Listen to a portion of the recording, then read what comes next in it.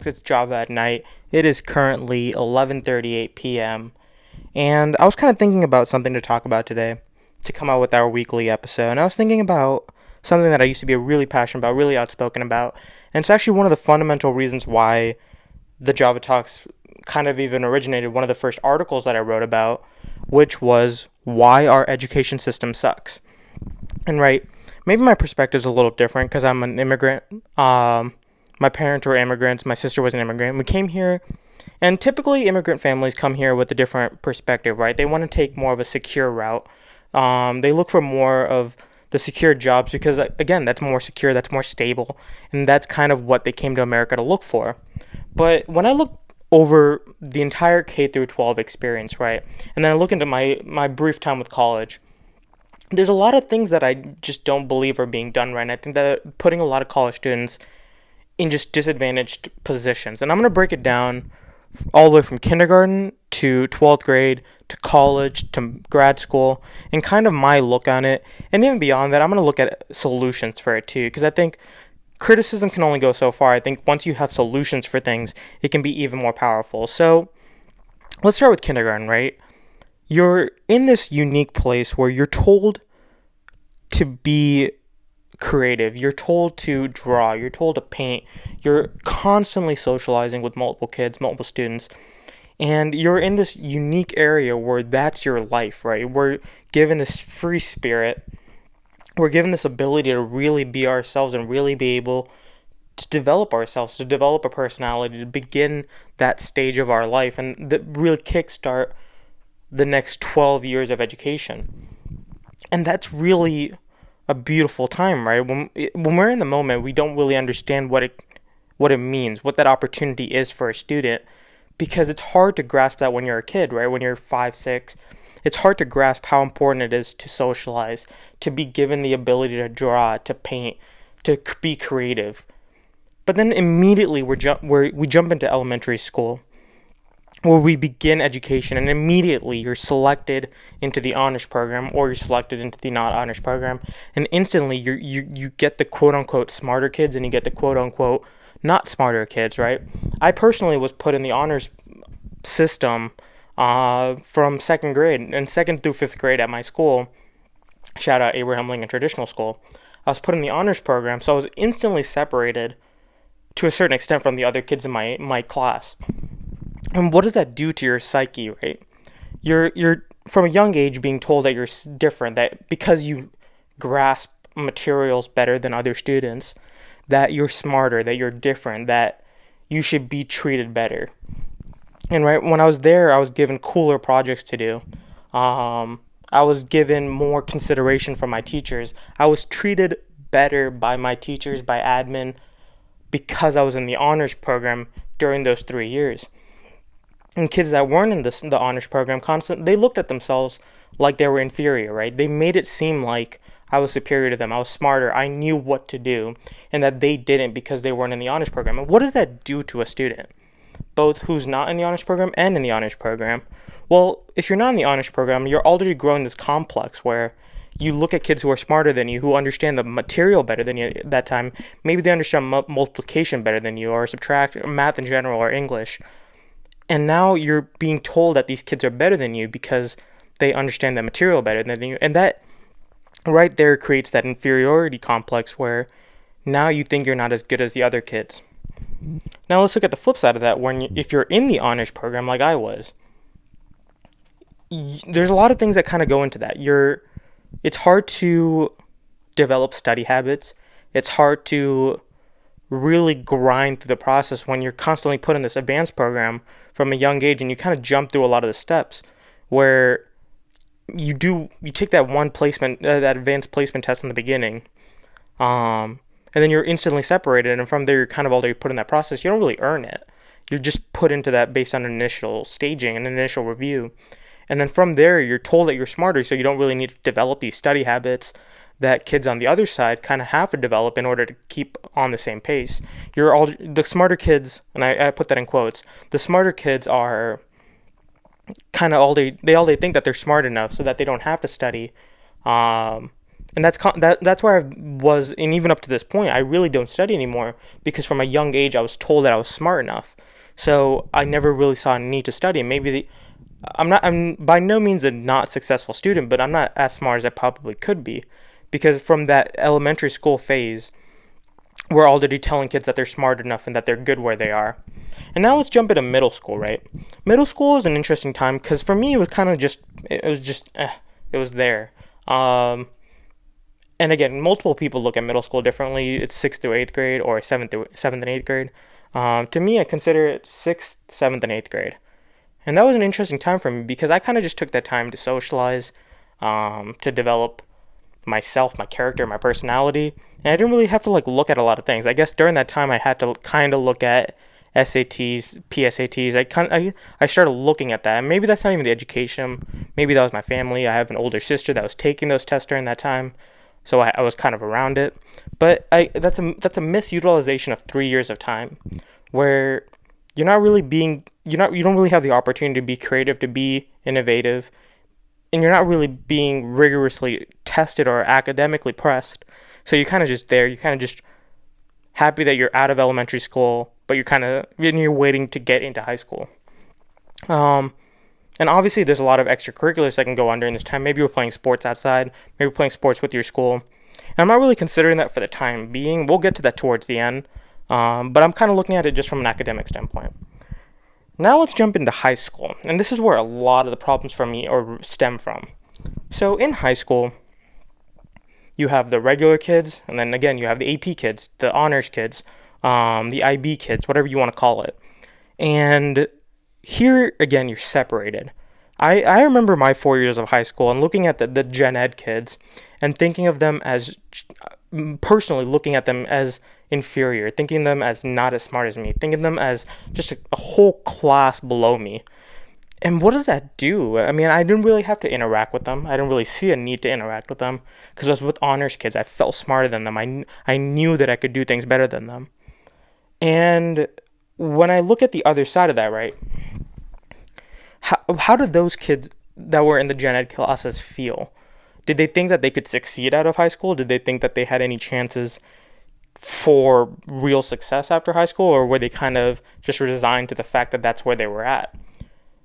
And that's just a huge mental block to kind of jump over, where you're positioning kids to be in this system where now they're either told that they're smart or they're not, and either one's going to have dramatic effects on their life forever, right? You're telling kids that they're either smart or they're not, and that's kind of a box to be in.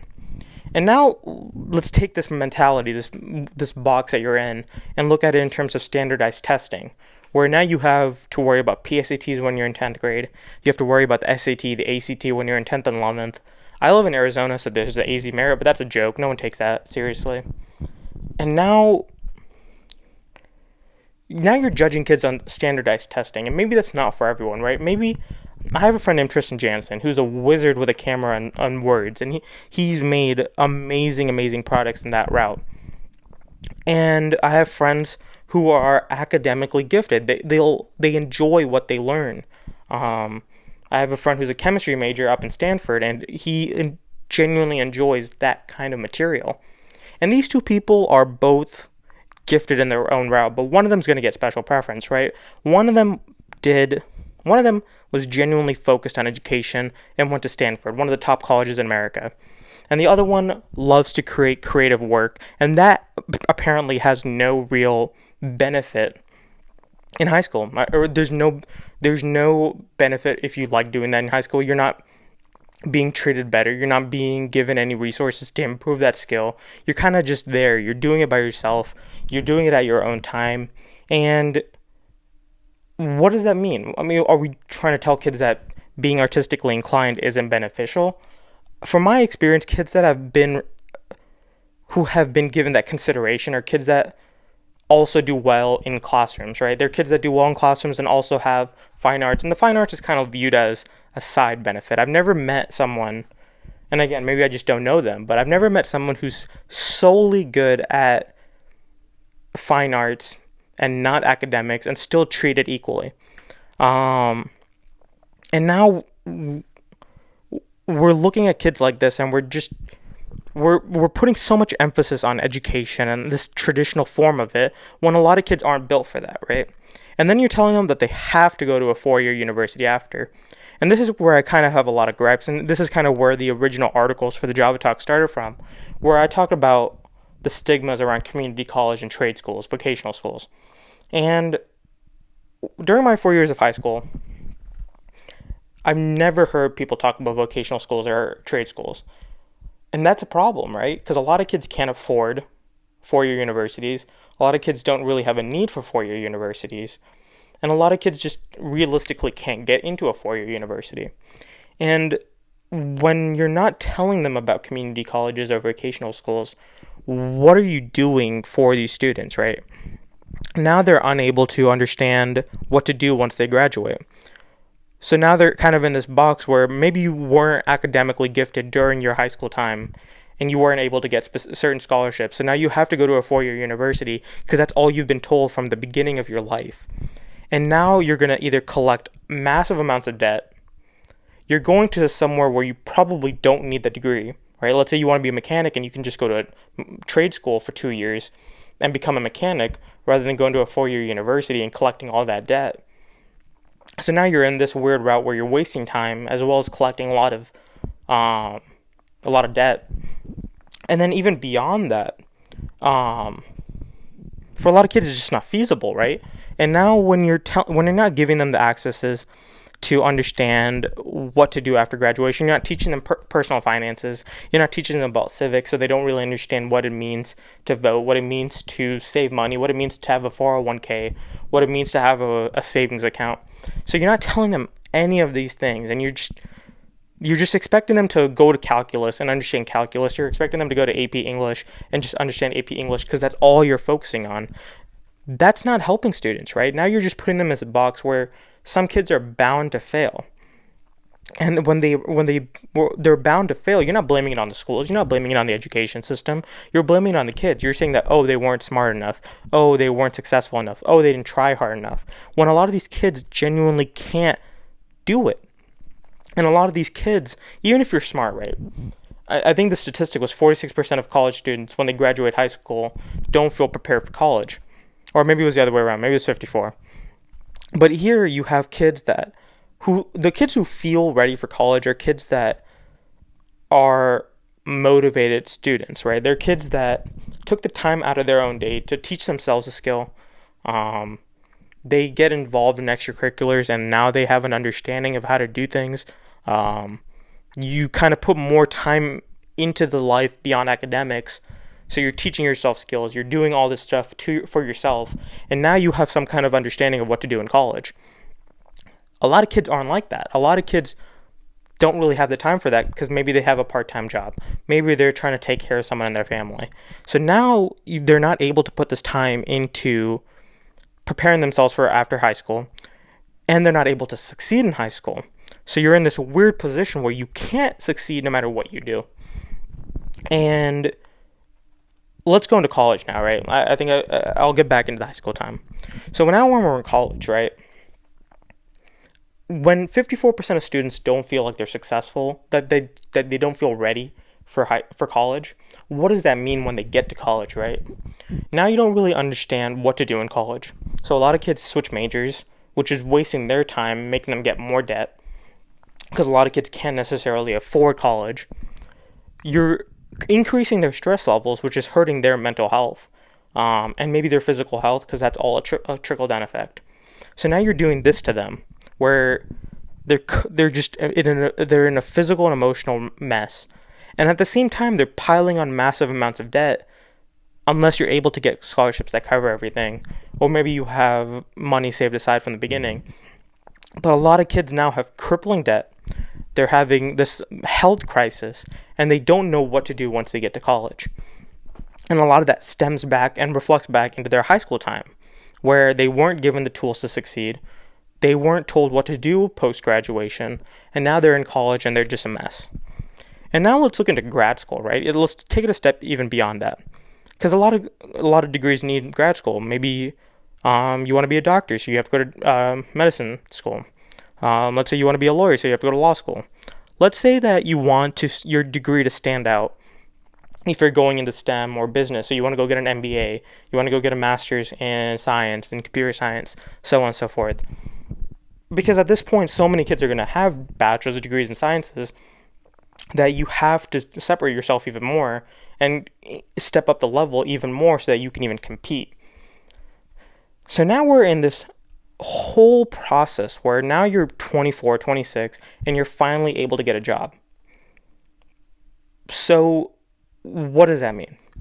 So you're putting so much emphasis to get to this point where you're sacrificing a lot of your own mental health, you're sacrificing a lot of your own physical health, you're sacrificing a lot of income potential, you're increasing a lot of you're just sacrificing a lot of things to get to this point. And once you're here, there's not even a guarantee that you're going to get a job. Washington.edu says that 53% of students can find jobs post-graduation from college, which means that they're either unemployed or they're working in a job that doesn't require a degree.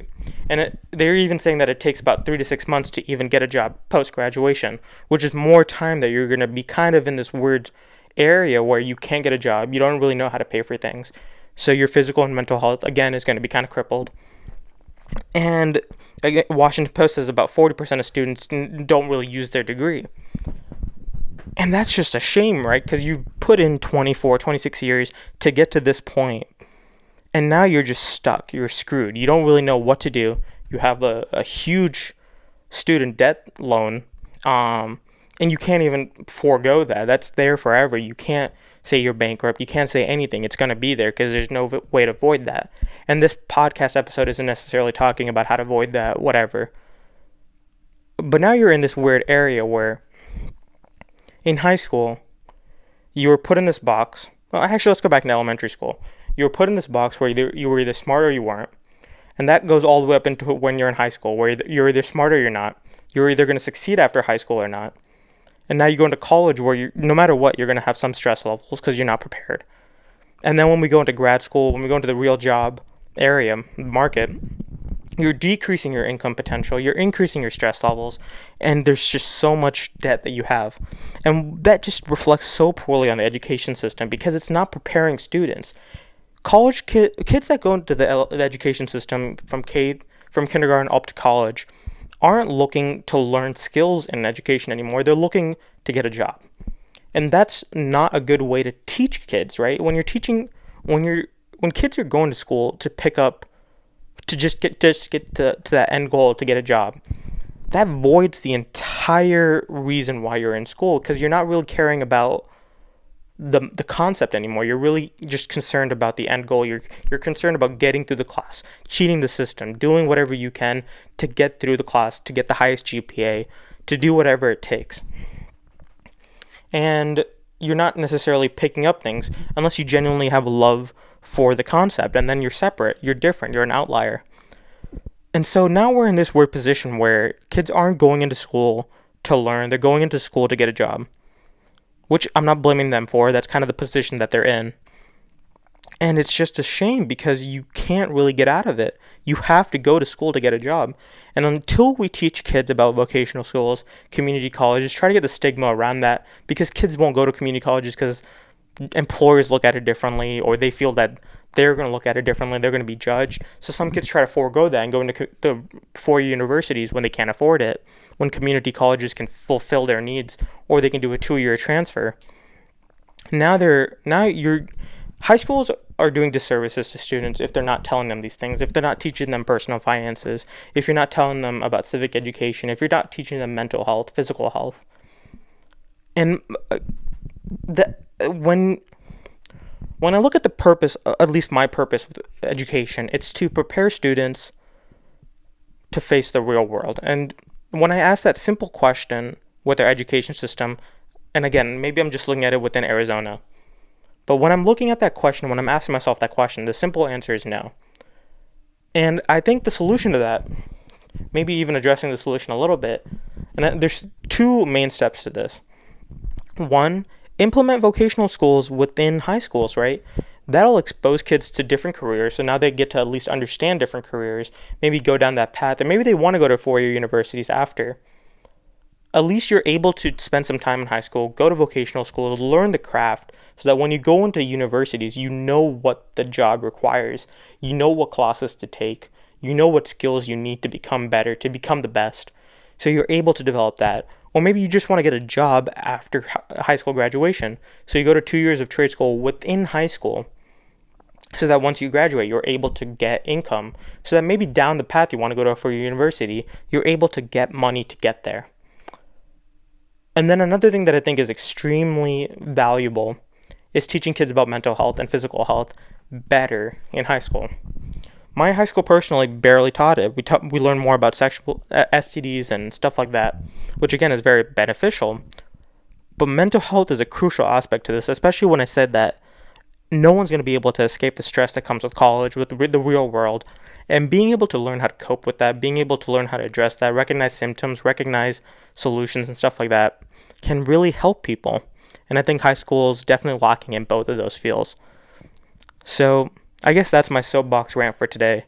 I think the education system favors some more than it favors everyone, which is a real shame when you look at how we're supposed to be helping everyone, and everyone is not being helped right now. There's people that are gifted in so many different ways, but in this current education system, they just view themselves as failures, as not good enough, and that's a shame. So until we make some real workable solutions and revisions to the education system, we're going to be in this weird box where kids are going to be screwed from elementary school all the way up to grad school. So thank you guys for tuning into this episode of the Java Talks. Make sure you guys follow us on all of our platforms at _the Java Talks. Stay tuned for more. Peace out.